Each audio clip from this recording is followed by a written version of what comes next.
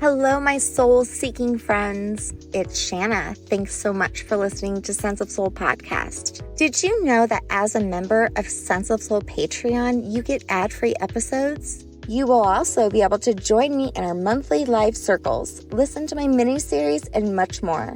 And you will also be helping support this podcast so that I can continue to bring you inspiring episodes twice a week with amazing guests from around the world. You can also show me some love and rate, review, and subscribe from wherever you're listening. Now go grab your coffee. Open your mind, heart, and soul. It's time to awaken. Today on Sense of Soul, we have Reverend Christopher Macklin. He is a Melchizedek Being, a powerful spiritual messenger, medium, and healer who utilizes divine healing techniques cultivated through divine knowledge from God and the spirit world to help people recover from all types of illnesses. He's joining us today to tell us about his new book, Centering the Mind, and also to share with us the global Enlightenment project, his amazing community where everyone is welcome 3 times a week to join one of his 3 sessions a week for an optional donation. I cannot wait to have this conversation. So welcome, Chris. Thanks for having me on. It's wonderful. Before we got on, I was editing an episode. I've been studying the Gnostic Gospels, and I have a side podcast on Pistis Sophia. Oh, brilliant. One of my last episodes on my mini series. I haven't finished the episode. I'm like in the middle. But you know that robot that the Hansen company made, and they named her Sophia? Yeah. The humanoid.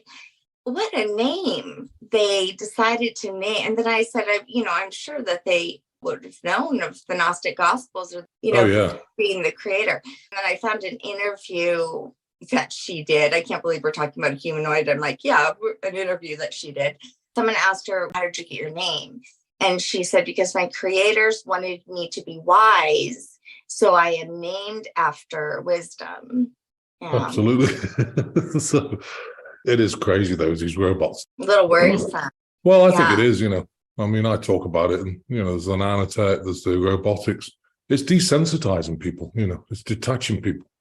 Like if you got a partner, like a robot, I mean, it's like, I don't know what to tell you. There's a whole love element of, wow. I think people are so detached.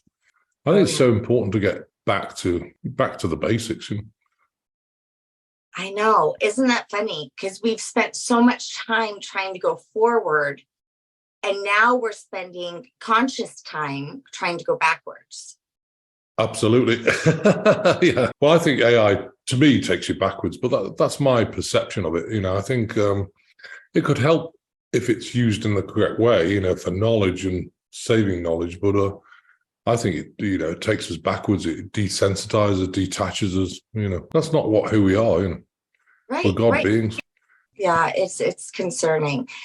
You know what? I swear to God, someone in Canada sent me a picture this morning of this guy on some sort of like bike in the sky. Looked like a glider of some sort.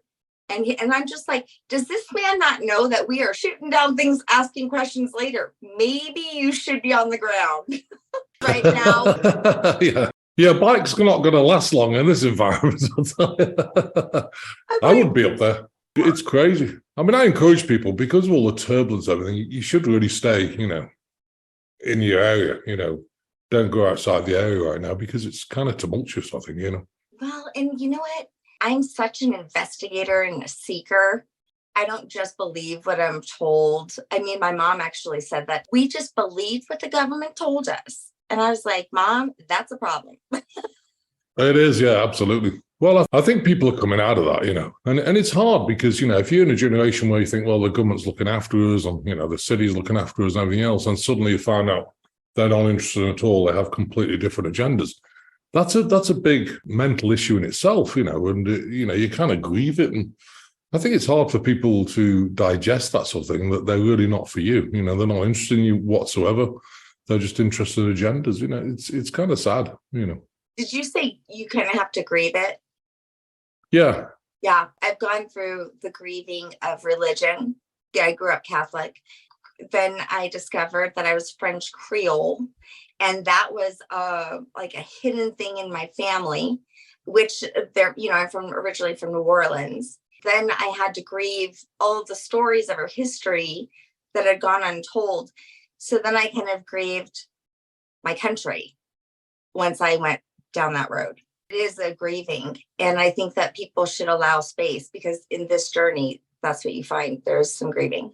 Oh, yeah. I mean, when people come for healings, they sometimes say, well, there's got to be something that's not hijacked on it. Well, let's have a think. That would be everything. Everything's hijacked. Yeah. I mean, if you take an example, and, I'm not picking on Christianity, but if you really look and do the research on taking communion and drinking the blood of Jesus and eating his flesh, that's not kind of sounding so good, and that's just like feelings. Okay, let's investigate. Why are we doing that? Because the new covenant. Okay, so let's investigate the new covenant. It goes straight back to the Vatican, and it's all about sacrifice. So it's nothing to do, so they're creating rituals and different organizations to suck people into this, ritualistic sacrifice thing, I mean, people can choose what they like. If you want to do it, that's great. If you don't, but me personally, I'm not doing that, I mean, if Jesus was alive and you're trying to nibble on his arm, then get off. You know what I mean? We're not doing that, And actually, to be honest with you, I was very bitter and almost angry for some time. I had like this negative energy I carried with me because I was angry about it. And then in the discovery of the Gnostic Gospels, learning this new Jesus that I had never met before, who was like a Buddha, I found this whole new love for not religion, but for the teachings of Jesus. I love the teachings of Jesus. I mean, people say, you must be a Christian. No, because Christianity is based around the Bible, which has evolved, by, to me, people in control. And, it's evolved in the wrong way. But if you look at Jesus' teachings, they were absolutely really simple. They're about loving people. They're about no judgment. And I carry my life like that. If you look at our prayers, or in quotes, maps of intent, I always talk about, all the prayers, bring the person before God for justice and release them to God with unconditional love and forgiveness. I never judge anybody, because I think people have their narrative. It's like my father. And I know a lot of people, the mental health of America now is like, wow. I deal with a lot of psychotherapists, psychologists, psychiatrists to support them, because they're struggling, to work with it. Plus, there's an element that, and again, from a spiritual perspective, there's an element of this third dimensional teachings of that misses out things like negative entities and all this sort of thing. So we work with them, and they use the prayers, and and they're finding like amazing results, really helping people to remove attachments. And we have a fast track method of getting rid of emotion releases, because we're ingesting, I mean, I don't know, you probably realize this, we're ingesting like hundreds of thousands of layers of emotion. And if you go to a practitioner, they poke at 2 or 3 layers, you ball your eyes out for an hour, you go next week, you do it again. How are you ever going to get rid of them? So we have a fast track method of releasing them, which is great. Which just helps getting the biggest emotion, then the next biggest. So at least you can get balanced fairly quickly, because emotions create patterns, and patterns create emotions, And I'm seeing so many people, like I say, I think you dropped me off at the wrong planet, God. Well, and I think there's a kind of bifurcation of, there's a lot of people who are very evolved and, stay out of the matrix, live within the law of the land, of course, you pay your taxes and do things, but you stay outside the matrix and do your own thing. And that's what I encourage people to do. Everyone's got a gift. Everybody's got a gift. There's a gift from God. It's a God-given thing. You don't really have to try. You have to understand the gift, but you don't really have to try, because it just comes naturally. Like, for example, for me, playing the piano, that would be no gift at all, because my coordination's terrible. I'd love to play the piano, but I know it's not my gift. So, and you frustrate yourself. Same with reading. When someone told me, well, if you want to get anywhere, you got to write a book, I said, oh, you have to be kidding. Because I've got dyslexia. So I tried. I said, okay, right, I'm ready to write a book. There's nothing there. Because, for me, I can channel stuff and I can get it in my mind, but I can't do other things to distract it. So I employed a ghostwriter. So what I did is just put a headset on and walk around the parking lot, walk around and, focused on channeling, and she extracted the information. Because one thing I learned about writing books is that, When I first got here, I went to Anchorage, Alaska. This lady wanted to put some money behind me. And so I said, well, if you're going to get anywhere, you've got to write a book. I said, oh, okay. So anyway, it's interesting because she had a big folder of a famous author I can't remember the name of, and, how to write a book. So I opened it. First page was really interesting. It said, the things you take for granted, and that can be a ton of it, is other people's come to Jesus. And I'm like, oh my God, that's incredible. And I sat there for a bit, for about half an hour, and I was thinking, okay, what do I know? And I went through loads of things. I thought, wow, she's right, Yeah, but you take it for granted because it's just, it, you know what I mean? But other people don't. So that was really interesting. So that really helped me move forward. But, I still have the ghostwriter. I still dictate the books.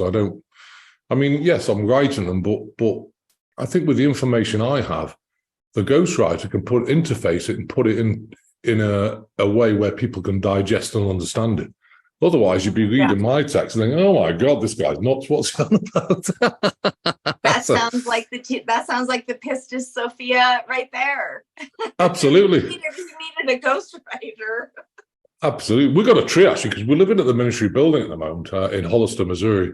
We're building a house, 42 acres. So we sold our house, moved the girls out because we have about 10 staff. They moved into an temporary office. We moved into here, and we have a beautiful tree at the back here. It's absolutely gorgeous, willow tree. And we called her Sophia, but she's so symmetrical. If you look at this tree, it's just what a joy she is. Bless her. I love trees. I love it here actually because it's got I'm positive. There's a lot of crystal beds in Arkansas, and we're on the border of Arkansas. I think there's a lot of crystal beds down here as well because the vibration is very unique. Well, and they say there's a lot of, pyramids there that are maybe, not known of possibly. Oh, yeah, absolutely. So how do you receive? Because you've talked about, you've received a lot of things. How do you receive them? What I've learned is, if I go back in time a bit, in 2007, when I went bankrupt, before that, I had a very high stress of money because I couldn't manage it. I earned a lot of money, but I couldn't manage it. I didn't have any respect for it. I just thought it was all nonsense. And it was interesting. So I had a lot of stuff. Anyway, when I went bankrupt, I lost everything. Within days of starting to go bankrupt, they gave me 14 days to pay this because I was building a high-rise block of apartments, which is, stupid, really. I didn't have the experience for it. And often I think, why was I doing that? But anyway, it's obviously in God's timing. So I go bankrupt, they want the money back. And of course, I thought, well, I don't have that sort of money. And, I remember sitting in the middle of Manchester and I had 2 bags, like Walmart bags. In England, they call them Tesco's, but 2 bags with a couple of shirts and a couple of pairs of pantaloons. And that was it, And I was sitting there and I thought, okay, God, it's not funny. I've worked for 21 years, I earned all this money and I've gone through all this stress of money and it's the right time. What do you mean it's the right time? It's the right time, you'll see. And I didn't see right then because, of course, I had the feel sorry for myself, pity party thing. I've gone bankrupt and, marriage split up, everything split up. And I was kind of semi-living out of the car. But what it did teach me after a few months is, wow, I had no debt. No debt, no responsibility, just, I could just be free. And that was really liberating. And then I started meditating. I went around the world. Someone sponsored me at the time. Went around to India. I went around to Gambia. Went to different places in Europe, doing things and started really focusing on healing because I realized I had a gift. I just didn't know how it worked. And I think it was really important that, like I say, it's going back to your gift. Everyone's got a gift. But when you realize you've got a gift, well, how does it work? And the Melchizedek beings, I was born as Melchizedek being, and there's 5 of us here. And they kind of said, don't look at anyone else's modalities. We want to teach you how this works. Because my understanding of all gifts is your gift is different. Say you're doing healing, it's different than my gift, because you've got a different starseed family. So I think, to me, it's very, very important to spend the time in meditation and understand cause and effects. And I spent about 4 years. And I was looking at leukemia, I was looking at cancer, I was looking at all these different things, brain tumors, looking at cystic fibrosis, looking at Lyme disease. And, I spent a lot of time and they showed me cause and effect, and okay, how do you do this? And, little by little, of course, I practiced it and moved forward and we get amazing results. So when I first came here, build it, they'll come, they said. So, okay, so we opened a small office and they didn't come. So I waited 3 months. Where is everybody? Build it, they'll come. They didn't. Build it, they'll come. Where are they? And they said, it's in here. Get out there. Oh, okay. I always remember, going to the first place I ever went to was, I went to Florida, to St. Petersburg, and went to the Unity Church there. And they've got a bookshop. It's a big bookshop. And they wanted me to do a talk there about healing. So I said, okay. So you turn up and not thinking anything of it. And then, the time was coming and people were starting to come in. And of course, it's the first event I've done. And I thought, why are all these people coming in here to see me? Because they don't even know me. So, and it got that bad that, we had 100 and odd people there and they had to lock the doors because of fire regulations. And I said, wow, I've never seen this many people. And I was going, I don't know. Anyway, did the talk, did a demonstration of healing. They were blown away and it all took off after that. People booked sessions and then, so I got out, for the first few years, I got out to a lot of expos and different things going around America. The whole point about this was we spent probably at that time about $100,000 on traveling. Now, you might think, well, that's a ton of money, but it was necessary because you've got to get out there and, it builds a momentum, but if you've got a passion for it, even if you turn up, and believe you me, I've turned up to some places and there's been 8 people there and you spent like $2,000 of flights. It's not about the money. It's about just those people needed you at that time. So, I never worried about them. I mean, that's why it's a non-for-profit, it's a charity, 501c3, and we just go where we need to do, and we've always got the money for it. So I think the key was surrender, surrender, look at gratitude. I mean, now we work on probably about 2,000 people a week, and it's always slam busy. It's always slam busy because we do one-to-one sessions, we do specialized groups, and then we do the general groups where, it's by donation. And I've always wanted that because when I had no money, I really had no money. I had no money for food. I had no money for anything. And, I wanted to make sure that everyone gets a healing. So, they can register if they've got a donation. That's great. If they don't.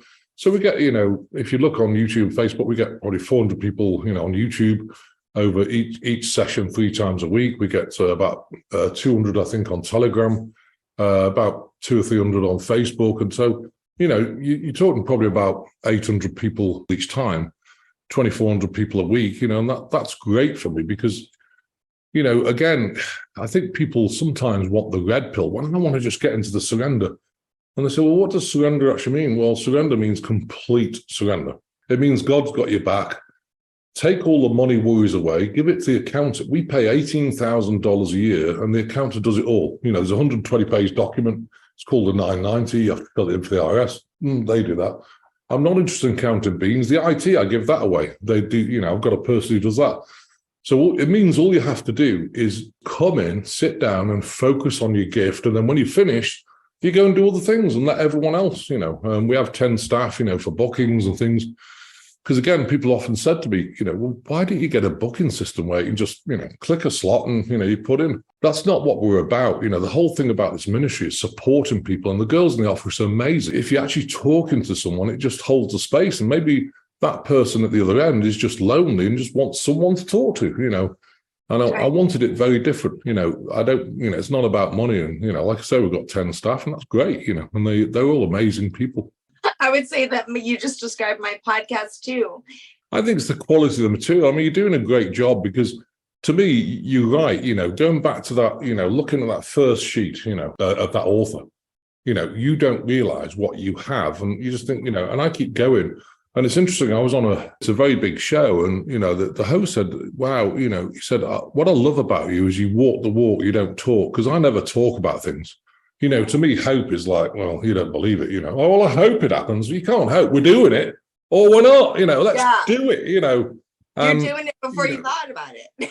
Well, exactly. Yeah. We're just getting on with it. I just get on with things, I don't hope for anything because hope's a waste of time because we're just doing it, and I think the other thing about it is people feel very kind of disempowered right now. Like, all the stuff in the government, satanic stuff, this, that, and the other going on in the world, lots of narratives, lots of problems with religion. They don't know where to turn sometimes. But, again, I always tell them, look, you don't need the church. You don't need gurus. You don't need anybody. You are your own guru. You're a powerful being. Let's get a grip and let's do some stuff, But they say, well, how do I do it? It just takes time. There's not a red pill for this. If you come on our healing sessions, think about, say you're 33 like me. Now I'm 60. I keep trying to tell everyone I dye my hair metallic silver. No one believes me that I'm 33. I don't know what's the matter with them, but I don't believe me either. But, if say you're 50 or 40, 30, whatever it is, you've had all these years. And if you're an empath, which most people are who are getting involved, they ingest so much emotion. Someone only has to tell you, like, oh, God, your hairdo's horrible. Oh, wow, And those small things, we ingest them. And like, it's a big, it becomes a big emotion. While the average person here, who's kind of just detached, okay, you don't like the colour of my hair, who cares? And I think it takes a while. If you've ingested hundreds of thousands of layers, it takes a while to release that. And it's a journey, So there's no red pill for it. You have to, like you say, going through the grieving of like, wow, this world's nuts. Can it be this bad? Oh, just wait. It'll get a lot worse once you go down the rabbit hole. Whoa, this is crazy. But it's worth it, and some people don't want to do that. Yeah. It's interesting. I spoke to my father the other day and he said, we were talking about some things. And he said, well, we've got a bigger problem on this planet. I said, what's that? He goes, it's global warming. I said, oh, okay. What's causing that? He said, well, cows passing wind, I said, okay, so cows farting is creating global warming. He goes, yeah. Okay, so where did you hear that? The BBC, and again, I don't judge him. And I think it's really important, this point. People's narrative or understanding from their understanding from where they've learned is probably different than yours, different than mine, different than anybody's. And there's no judgment, that's okay. If they believe that, that's fine. And we believe something else, that's fine. But again, it goes back to, it's really important not to judge anybody, in my opinion. It goes back to Jesus' teachings, love people, help them as much as possible, service to others. And, he was born as a Melchizedek being, he was a Melchizedek, his whole name is Yeshua Sananda Melchizedek, and if you look at the Gnostic, I know a lot about the Melchizedek beings because, it's my lineage, I've got 84% Melchizedek DNA, that's why my body's a bit wonky. And how did you receive that you were that being? I mean, there's 5 of us here, different people. And, I met all of them. Well, except for one, sorry. It's interesting because the Melchizedek beings, who I work with from the ultimate dimension, they told me, and it was part, I think, of the opening process to understand how things work. I mean, I could do some crazy stuff. When I was meditating, I could do some crazy, crazy stuff. Now, could I do it? I don't know. I've not tried it. Because I think gifts aren't there as a circus. They're there to help people. You know what I mean? And so, I could transform water into different stuff. And, we could put your hand through all really crazy stuff. And, could I do it now? I don't know. I really focus this energy and focus on healing. We do psychic surgery, different things like this. And, it has a profound effect on people. I agree. And I also think there is like a very significant power. And that power has also been abused by those who have used it for their own agenda and not a very, positive one. So I feel like right now, people who are awakening to this power, it is like a reclamation of the power for the good. Oh, yeah, absolutely. And I mean, someone said to me one day, said, wow, you gifts. I mean, the problem is it's hard because, Monday, Tuesday, I do 12-hour days. We've got so many people who need help. We do a protocol for stripping out, things like stealth pathogens like Borrelia, HIV, Agent Orange, gets rid of that. There's so much work involved that, it's exhausting. And I'm kind of 60, and I just keep going. They seem to give me the energy to keep going. So we're rocking it for now. When I can, I always say to my wife, Mandy, because she's 41, there's a 19-year age gap. And, she goes, you're going to be, so I told her, I'm going to be working till I croak probably because, there's so much help needed, especially with mental health and especially with isolation, because people who are evolved and, their families don't get them. They think you're nuts. And my father thinks, actually the biggest compliment he gave me, he said, I think you're absolutely barking mad. I thought, wow, thanks, Dad. What a compliment. The best thing you've ever said to me. Yeah. And from his perspective, I am. Yeah. And actually it's funny too, because when I do, think about some of the things that I'm talking about, some of the things I've discovered, people are looking at me like, what? And I'm looking at them like, yeah, what? Like, Why don't you care to know? Yeah, I know. And sometimes people don't want to. Oh, I don't want to know about the, I just want to go do my job, pay the IRS, go out and get some terrible food, manufactured food, and go to bed, get up in the morning and do the same. It's like, it's just doing the same thing day in, day out. And they don't want to know, And I think, it's sad, but of course, I don't blame them. Right. Everyone's on their own timeline. Do you believe that? Oh, yeah, everyone's on their own timeline. And I think, again, people will say, well, I don't know what to do. I'm depressed. So what you've got to do, in my opinion, is life's changed. I mean, I don't know about you, but, like, for example, going out to restaurants, the food's not tasting so good.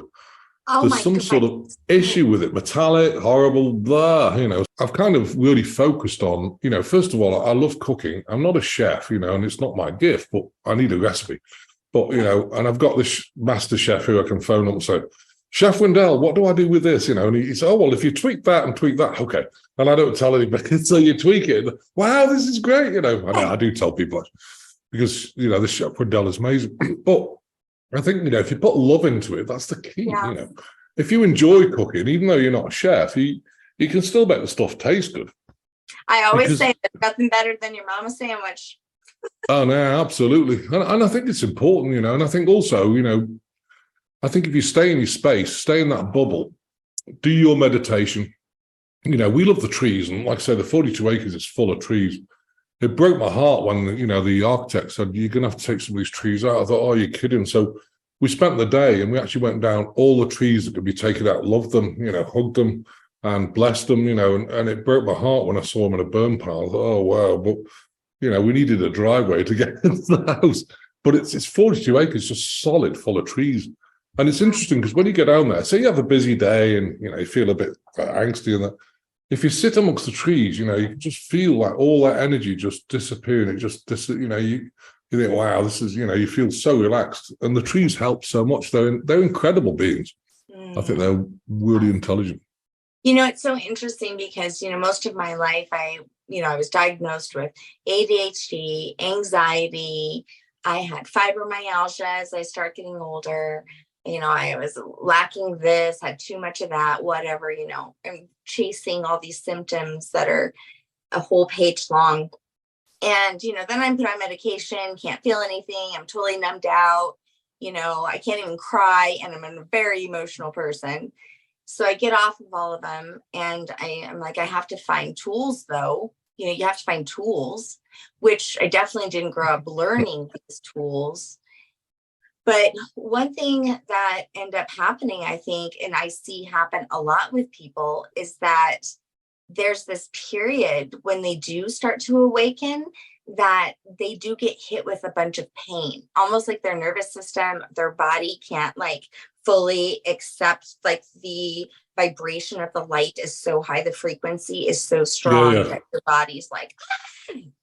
Yeah, that's the kickstart. It's almost like kickstart your whole nervous system and turn up the voltage. Oh, my goodness. Yes. Hey, yeah. But what I have seen as well, actually, is interesting, is that when people start to awaken, the other dimensional beings, who do try and mess with you, look at Jesus teaching, talking about demonic entities, they try and start messing with you relentlessly. And it's really hard sometimes for people to cope with that, and that's why we do have prayers on the website. If anyone wants to use them, or map, I like maps of intent, but the most powerful, map of intent is the 27 Easter egg Merkafar field prayer. Because when you're doing healing for somebody, so say I put them in a portal and, remove any entities, that's great, for a little while. But if they don't protect themselves, these things will come back, because once that energy is subsided a little bit, it can reattach until you get someone's energy right up there where they're leaping out of bed in the morning going, oh my God, I feel incredible.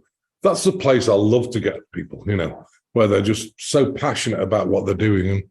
And I am as well, it's just, it's exhausting sometimes, but, the outpour of love, it's interesting because before Christmas, we had a thing for the clients. We have a lot of clients and 144 got on, we had like a Zoom meeting and, everyone sharing things. And the outpour of love, for my wife and I about what we do, it was so touching, it kind of gave us the inspiration to keep going, because sometimes, when you're on Zoom, you just work on somebody and then you do something, but when you get feedback like, wow, you've saved my life. I was suicidal. You've done this, you've done that.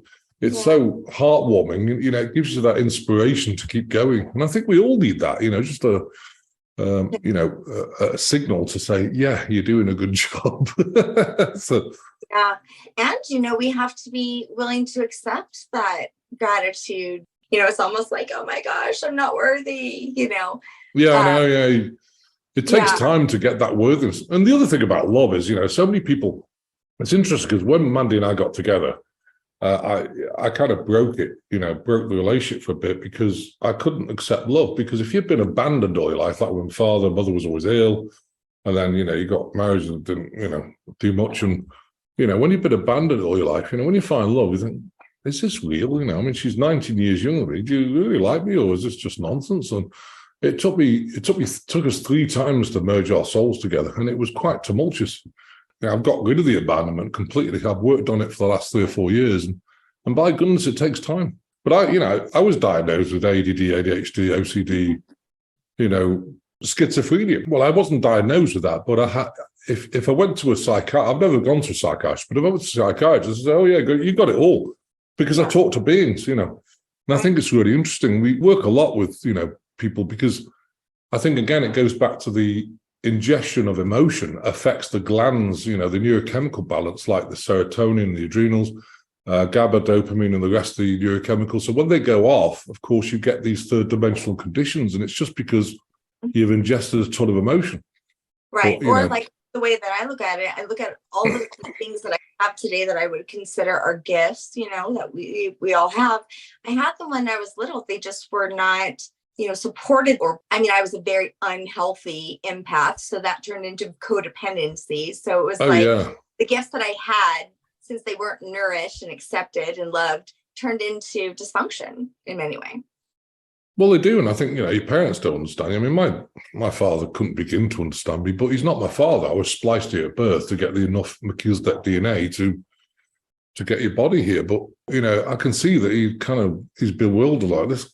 What do I do with this guy? He's nuts, But it's right, because if they didn't help you navigate, you're that massive empath, then, it is going to turn into big dysfunction, and it did for me, and I've worked a lot on it. Is it all gone? Probably not. I've got OCD. I've got 84 pairs of pantaloons, I always tell people that. And Mandy goes, why the heck do you buy all these pantaloons? I said, well, look, if we have an apocalypse or something, at least I've got pantaloons, nothing else. And actually, I said to her, it doesn't matter. It just keeps me happy. We're good, So I've got a drawer full of these pantaloons, and we're good to go, But you know what, Chris, though, there is so many things against us. So here we are trying to connect inward. I've seen so many people finally realizing they're more than a meat suit. They have, multi-dimensional, parts of themselves. And then everyone's telling you, get this vaccine, and they want you to do this. And you got all of the negative frequencies going on in the sky and the air and 5G and all the bullshit on the news and the brainwashing. And so when you talk about needing to have more relationships with humanity, I felt, and I feel often, that I need to isolate myself away from so many things. And so it can be a lonely journey. Well, and I think you do. The vaccine, there's a lot of shedding stuff going on. And, we have a protocol to strip it out of the body, which is great. But I don't want shedding. I don't want to feel people's angsty emotion, and you can feel it, especially now. Things have changed. There's been a kind of bifurcation, and we don't want to go out either. We've got a ministry building, this thing here. It's 5 acres. It's 4,000 square feet. Of course, it's temporary staying here, but it's lovely because it's away from people enough. So, you can isolate. The 42 acres down in Ridgedale, which is like 20 minutes away, that's like isolated completely. And I love it. I don't want to be amongst. I think again, being an empath, you have to choose boundaries, and that's one thing I learned. If people are going to berate you or suck the life out of you by talking about themselves, then you need people who are going to honor you, honor who you are, you honor who they are, and you're talking on the same level, so they're not exhausting you. They're not trying to suck your energy. They just build you up, and it made me realize that, for sure. A safe space really, really needed in this world right now, where people can talk about the weird things that I can't talk about at the dinner table with my family or whatnot. you have to know who to talk to and who not to talk to, because some people will just think you're batshit crazy. Yeah, no, and it's interesting because I remember going out with a couple who were Southern Baptists, and so you're talking about them, they were supposed friends. So I starting dinner. Well, the normal question, everyone asks it: "What do you do for a living?" Oh, here we go. So Here we go. I said, "Well, I do healing." What sort of healing? Well, it's healing people, And is it in the name of the Lord? I said, well, kind of, Well, how does it work? And they start talking about it, and they just glaze over the fluoride stone. And we're done, They never invited that again. But that's okay, But, the people we do have in our life really get this stuff, really get the what's happening with all the big pharma, big tech, big everything else. The problems with the religious community, the problems with the government. I mean, weather's not a problem at the moment. And it's hard for people because they think they're disempowered. Like, what can I do about it? Well, there's a couple of things. What we have is every 120 days, we do a God ritual. So what we do is we call out all the big names like big pharma, big tech, big this, big that, governmental systems all over the world, named but not named, known, not unknown. And we bring them before God for justice and release them to God with unconditional love, forgiveness. And then what we do after that is reinstate it every single day for the next 120 days. And I know that helps. We have had up to 4,000. Last time we had about 280, which is sad. But they were focused. It was really powerful. 280 people, chanting this, map of intent to call them all out and then release them to God and then reinstating it is very powerful. So what we're doing is counteracting their satanic rituals. And I think it's important, And and we also have a thing we call it Heart Sharing Circle on a Friday where it starts at 3 p.m. And Cami, my mother-in-law, she runs it for a bit. And then it's just for people to come on and, it's for free and you can just express whatever you want. And we do that every Friday. It's good, and the people there moderate it. If someone tries to hijack it, look, it's not just about you, it's about everybody. And it's come to be very popular, and I think that's great because there's so many people. I talk to so many people on my own, My husband died. I don't have the kids think I'm batshit crazy and no one really wants to know me. So they're on their own. And so at least you can get on something and share things, and I think that's important. That space is so needed. I have circles. Like sometimes they're my only people I can talk to. Well, yeah, it's true, though. I do get to talk to people like you, twice a week. And I feel like I'm always a student. When I wonder why secret societies were then created. However, when I was doing a lot of my ancestry and even the study into Sophia, I was shocked to find out that a lot of it led to secret societies. And I had come up with a new national anthem. My country, 'tis of thee, founded on Freemasonry. It is, though. Honestly, it's all crazy. I mean, if you look at all the Freemasons, I mean, you've got the Masonic Lodge 1 to 33 degrees. You've got Bohemian Grove 34 to 37 degrees. And you've got the Illuminati, which is part of this stuff anyway. It's all, and the Queen of England was the head of it, and now she's kind of disappeared. It is start to break down, but people often say, 1 to 10 degrees, you don't know anything. You just join these things. Wow. Oh, it's a business club and they're supporting me. Wow. Yeah, right. After 10 degrees, then they introduce all the satanic spirituality stuff and then you're not leaving. I'll tell you a story. So I was researching the Freemasons because all of the Sophia stuff led to that. But the Jesuits kept popping up just in my head. And I was like, I got to find out what the connection is here. So that night I was researching Freemasons and Jesuits. Well, I got a warning on my phone. It said suspicious activity, Freemasons plus Jesuit. About an hour later, I opened my front door and it was at nighttime. And literally right before my eyes, a dead dove dropped on my porch. Oh, yeah. The dove was very significant. Like my first few episodes, I talk about all this synchronicity with the dove. So it was like a very, very strong sign. I was scared. But guess what? So I stopped my research because I got freaked out. And then one day, it was 2 weeks later, and I started drawing this picture of Jesus for no reason. And then later on that night, I said, you know what? I think I'm just going to go back to my work. I'm not going to let some dead dove or some Jesuit shit, stop me. So I go back into my work. It was like that next Saturday, I'm outside, my little girl's playing on the lawn, and this little baby bird's trying to come up to my harvest wreath on my door because it was around Thanksgiving. And I decided to be very still because it was scared of me. And it goes up there, and sure enough, it was 2 baby doves. Wow. So on my porch, within a few weeks, I had a dead dove, and then I had the rebirth. All of a sudden, it was like whatever negative attachments that fear was attached to me, and they were gone, and I felt more powerful than ever. And I started to reconnect back to my journey with like full passion and force, and it was amazing. It is amazing when you take your power back, because you feel as though you can do anything and they can't touch you. And that's the key, it's having that power. Even to the point where, say someone's punching a gun at you, you can commit suicide. But, oh my God, they're going to get me. And the gun will go off. If you turn around and say, you can't touch me, and you really believe, I'm not talking about no fear whatsoever.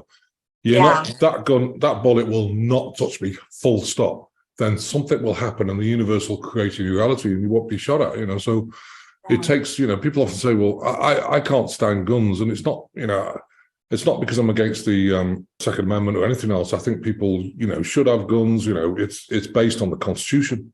But I can't own one because I just can't, because I can't shoot anything. I can't kill anything. I just, it's just me, I was living in fear, like for a good, I felt evil upon me. It was bad. But then when I had that return of the dove on my porch, I felt unfuckwithable.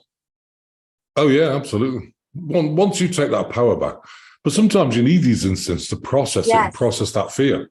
And once you process the fear, you just stand down. Nah, you're not touching me, full stop, Yeah. And, That's why I think that it's so important to be present, because those signs are there for you. They are trying to show you. Yeah, absolutely. And I think that goes with, again, surrender, no fear. To me, surrender and gratitude go hand in hand, because, if you look at the teachings of some things like the, what's it called, the secret, well, you have a gratitude stone. Right, God, you got 5 minutes. So I'm grateful for my wife, I can't, we're done, It doesn't work like that, I'm grateful for every second and minute of every day, for everything. And, it's a feeling, it's a knowing, it's who you become.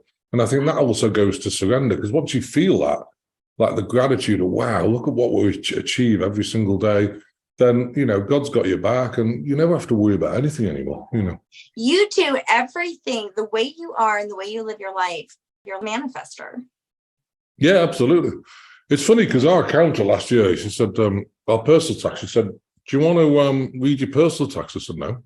And she starts laughing. She goes, you're not interested, are you? I said, no. I said, look, you're the accountant. Are you happy with them? She goes, yeah. So we'll just file the stuff because I don't know when it's right. No, actually, I'm not interested because that's your job. And the same with the 990, it's like 120 pages long, doing all this stuff about the minutiae. And do you want to read it? No. And she goes, I said, are you happy with it? She goes, yeah. I said, you're the accountant. I wouldn't know what's right, wrong, or different, because I don't count beans. And so, yeah, file it. And they're a great accounting company, but we pay them a lot of money because they don't do anything with accounting, nothing, they do everything. And so, it relieves you from things you don't enjoy. The same with the IT. Can I do the IT? Well, of course I can. I was trained in IT. Do I want to do it? Absolutely not. Because, these IT people, if they're dealing with PCs all the time and, there may be a glitch on, Windows that, if I came across it, I could spend 2 days trying to, search on Google, what's this glitch? Yeah. He's come across it before. So, he walks in and he fixes it within like half an hour. Well, it would take me weeks and, it's not worth it because it's not my job, And I think people will say, well, I can't afford. Oh, you just manifested, you can't afford. Of course you can afford it. Get the person in, get them to do it, feed them, and the money comes back. It really does tenfold. Okay. So they're always looked after. There's always enough, It's incredible. It makes it joyful as well because they love what they do. They love working with us because, we look after people. I have had people where they see you doing okay and the ministry's doing great, and therefore they get entitled and, oh, bye, there's the door. If people get entitled with me, then the door's right there. I love you, but bye-bye, gone. we look after people, but you've also, got to set boundaries as well, even with staff, and we've got some great staff now. We really have. As a collective, we've manifested. We manifested, this COVID. I mean, everybody in fear and everybody, getting sick and whatnot. I have had COVID 3 times, or I've been sick and, tested COVID 3 times. And if I was having conversations with you, my vibe would rise and I no longer had symptoms. If I kept my vibe high, I wasn't sick. And at the times I started to notice that the times that I was low vibe, sad, or whatever, I was susceptible to being sick. I mean, how much are we affected by, this collective consciousness? Oh, huge. And, to me, the primary cause of cancer is emotion, primary cause of anything is emotion, because once you drop your vibration, like, if you've got problems and, you're worried about breastfeeding or whatever, and it bleeds into the breast, low vibration of the breast. And if you've got pathogens, it mutates cells, turning into tumors. And the same with the womb, or the same with the prostate, wherever it is, stomach. With fibromyalgia and stuff like that, again, it's 9 out of 21 symptoms. You've got fibromyalgia. What the heck's that? Yeah. Well, it's basically, your vibration's low, you've got pathogens, you've got emotion bleeding into the lower intestine. So when you eat, it gets further down, it backs up, you'll blur, ferments in the wrong place, so you feel exhausted, bleeds into the adrenals. If you look at fibromyalgia, it's all coming from heart emotion, and once you release that, people go, oh my God, I feel better, and you've got energy, and you've probably got an attachment as well because you get lower back issues. A lot of these entities attach, they sit in the abdomen, hang on the shoulders, so shoulders always tight, abdomen gets really bloated like a balloon. They tap in the lower back, so they damage the L4, L5 disc normally, and they send you negative thoughts. So you got all these daft thoughts like, well, anything you do, well, that was pathetic, that's useless. All these thoughts are coming, and they're not your thoughts, I really encourage people, look at your thoughts. If it's a you thought, it's not your thought. It's some manipulating entity or something trying to put thoughts in your mind that's not you. But it's so easy to turn it into an I thought, and then, of course, once you've done that, you think they're your thoughts, and you just get lower and lower. I mean, that's why we do the healings, to remove these entities and, to get people back to that sovereign place. And, Yeah. And do you also train people to do this kind of healing? I'm going to in the future. It's a gift. So I can train to a certain extent, like portaling. To me, it's very important to portal. So what I do is put people in portals, bond it into Merkaba fields. That means you're in a sacred space, because how can you do healing just sending a bit of Reiki energy or something else? Because they're not protected. And these entities and beings are all around you, so they can just reattach, So yeah, I'm gonna think about that. Probably doing a training course. A lot of my journey was around my ancestry, finding out what my roots were. And you talked about being a Melchizedek being. Where is he from? What star system is Melchizedek from? Well, the Melchizedek beings are from the ultimate dimension, and they were involved with creation, especially the Akashic records, and that's, and the ultimate dimension actually just keeps expanding. There's ultimate dimensions, and people say the 9th, the 12th, there's Actorians, the 9th, the 12th dimension, We're doing a project with them, actually, building off-planet pyramids at the moment, and they're going to come on planet probably the next year, because we need something to power up this planet, because there's too much satanic symbology blocking the ley lines. And so these things are stargates, will open all the satanic blockages throughout the ley line, help to raise the planet, but also the beings under the planet. There's reptilian elements in big caverns under the planet, like draconians, Anunnaki. And what it'll do is, as the planet raises, they can't stay in a high vibration place. They'll either have to leave or they'll perish. So it's going to be interesting, but it gets over karma because they have the choice. That's what I found too. As long as I kept my vibration up, not only did I not get sick, but I had this field around me that was protecting me. Oh yeah, it goes hand in hand. Faith. To me, faith is when you're in a high vibration, you're doing amazing things. You see, wow, I'm really enjoying myself. You've got this burning passion to do more in the world, and of course, there's a correlation between that and then your power comes back, and you think, wow, I can do anything in the world, and that's also protection. You're completely protected.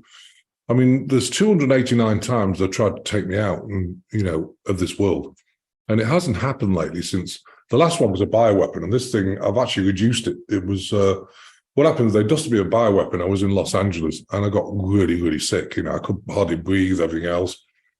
Anyway, I was working with Dr. Hildy. She did a toxicology report on my body. We found 2 malaria, which is from rats that the CIA used. It had a binding agent to bind it to the cells, and then it also had a solvent to deliver it through the skin. And all those levels were really high. So anyway, I worked on that and got rid of that, but it collected in here. So I've been breaking this down. This was 9 inches. Now it's about, if you have a look at it, it's about maybe a centimetre, so it's reduced, but I got really sick over since Christmas I've been working on it. And every time they release it to your body has to process it. So it's been quite a journey. So they're doing it little by little. But if you look at it, I might need a nip and tuck, because it's like loose skin now. The thing was sticking out here. Now it's almost disappeared. So I'm working on it. Do you think that it's important then for us to find out our origin? Yeah, I do. And often people ask me, well, where am I from? And I think you have to find it yourself. I never tell people, I can confirm it. But I think it comes from meditation. You know, when I started meditating with Melchizedek Beings, I meditated. Okay, guys, I'm ready to talk to you. Didn't come. Okay, so let's try next day. And this went on for 4-6 weeks. And it sounds brutal, but they want to see you, how much you're committed to connecting with them. They don't want to waste their time with people who are just like, you know. And suddenly one day, bang, everything switched on. Wow. I saw some incredible things. They were talking to me, and ever since they've been around me. And the good thing about getting connected with your starseed family is they're always there. If you need them at 2 a.m. because you're not happy with something, you can talk to them. Where human beings, you know, sometimes they're never available. Starseed people are more evolved because they volunteered to come back here. There's to learn again and learn again, maybe 100,000 times, who knows? But starseeds, you know, God says, well, okay, guys, I want some volunteers. And you go, I'll do it, you know, and then you come down and you think, what the heck was I thinking? You know? I love it down here. I wanted to experience. Do you feel like maybe it's also through, like you said, meditation, but through synchronicities, through dreams as well? Oh, through dreams, yeah. I mean, you can have lucid dreams where you're actually there, you know, and they train you in dream state. I find, you know, when we do this fast releasing of emotion, I always tell people, look, you know, you can get, you know, tears, bout of diarrhea. Some people process the emotion through the intestines, can get yawning, coughing, burping, all crazy dreams. A lot of people get crazy dreams where you can process emotion much quicker in the dream state because there's no time, you know, than here. Yeah, that's where I've gotten most of my information is in dreams. I was led during my journey to take a class through Dr. Jerry Rivera de Genio, who also has the Rasha machine. And so I took the flame body, a shadow healing course, and I found the toning of the language of the Maharata to be like heaven to my ears and very healing. And it is a Lyran connection. But I've also been told from other people different things. So, you know, sometimes the outside world can confuse you. I think it's always, you know, how you feel within. Well, it's also how you ask. I mean, if you ask, where am I from? Then you're going to be from Pallades. You've probably been lying at one point. If you say, where's my soul from? Because your soul origin is your starseed family. So if you ask, you know, it's always asking the right questions. Where's my soul from? I'd be Arcturian, you know. Mandy's also Melchizedek Being, but Mandy's father, who passed away 1.5 years ago, he was Arcturian. Amazing guy, bless him, you know. So what do you think about that? You have this DNA of, you know, all of the stuff before you. Well, some starseeds, you know, you can't get in a body here unless you have a certain level like Arcturian. So if you meet Arcturians, Palladians can get in a human body, that's okay. But Arcturians can't because they need a certain level of the DNA for the light body to contain the soul. Same with Melchizedek Being. So, you know, some of them can just come here, some of them can't. You know, that's why some starseeds have been kind of spliced. You know, I was spliced at birth. So, you know, my father's not my father, you know, and if you met him, Mandy thinks he looks like Mr. Burns, well, acts like Mr. Burns. Bless his heart, you know, but he's 87, he's just crabby. What do you say? The answer is, I don't know, I love him for who he is. But I think, you know, you know, if you've got that much DNA, well, I mean, you're not going to fit in this world one bit. And like you say, the younger generation don't even want to work, you know, I mean, Logan, you know, Mandy's brother didn't even finish high school because he thought it was absolute nuts, you know, and didn't sync with it at all. And that's okay, you know, because you should never force somebody to do something, which is, I mean, I wouldn't want to go to school nowadays, with all the teachings that's going on. I wouldn't send my kids either. I want them to learn, basics, and then the rest of it's just evolving, and going within and teaching them about the spirituality. To me, that's way more important than all this nonsense at school. True.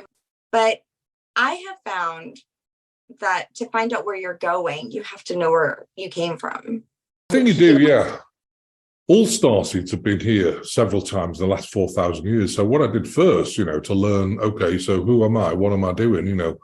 I had to look at, okay, show me my past lives, of which I know all of them, and it's connected to all the Melchizedek different things, Enoch, Babaji, Buddha, it's connected to that lineage, Jesus the Christ. And so looking back at that, it taught me, okay, so you can look at the teachings and, and of course, I didn't look at Christianity. I just looked at what they were talking about, which is Melchizedek Being teachings, which is just, it's dead simple, unconditional love, no judgment, being a high vibration and help as many people as possible, service to others, To me, that's what it's all about, So I think, but I think it is important to know who you were, what starseed family you are, maybe look at a couple of past lives to see what you've been doing, because then you can think, well, because we've been trained, we've been coming back. The last 4,000 years have changed so much that we've come down at different times and different things have happened to prepare us for right now. This is it, so.